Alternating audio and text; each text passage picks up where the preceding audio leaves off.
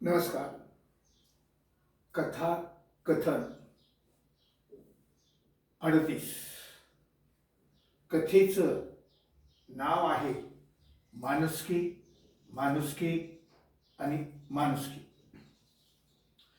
एका नदी किनारी काही लोक संध्यापूजा करीत बसले होते आणि त्याच वेळेला त्याच नदीच्या किनारी एक मुलगा गाणे म्हणत बसलेला होता.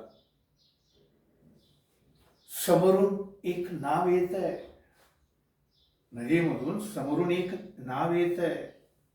क्षमतेपेक्षा जास्त लोक बसल्यामुळे त्या नावीमध्ये क्षमतेपेक्षा जास्त लोक बसल्यामुळे ती नाव हेलकावे घेत होती.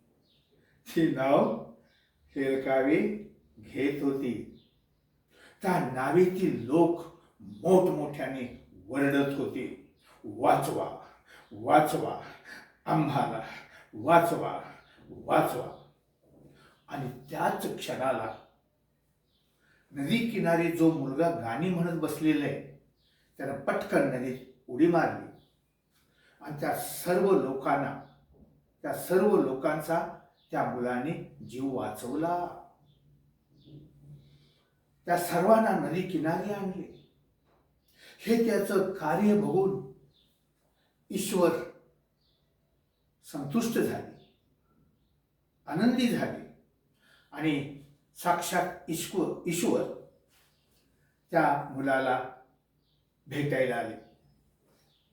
आणि त्यावेळेला ईश्वरानं पाहिलं, नदी किनारी काही लोक संध्या पूजा करीत बसलेले.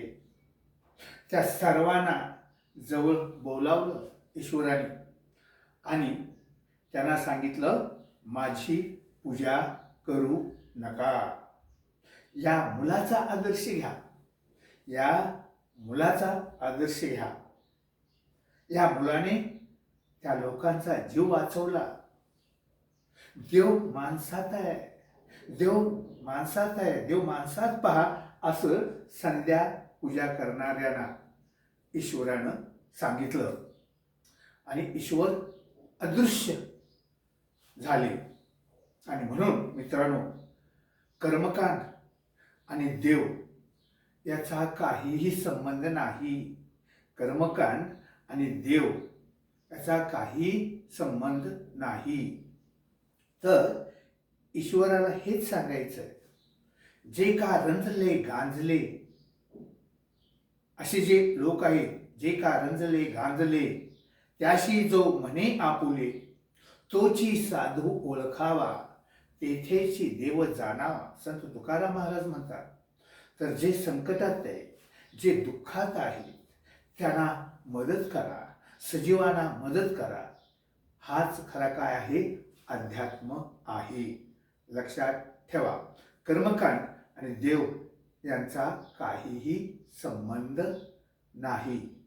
लक्षात ठेवा, जगामध्ये एकच जात आहे, त्या जातीचं नाव आहे माणूस, माणूस आणि माणूस. जगामध्ये एकच धर्म आहे, त्या धर्माचं नाव आहे माणुसकी, माणुसकी आणि माणुसकी. माणुसकी म्हणजेच धर्म. लक्षात ठेवा, माणुसकी हाच खरा धर्म आहे. लक्षात ठेवा. धन्यवाद.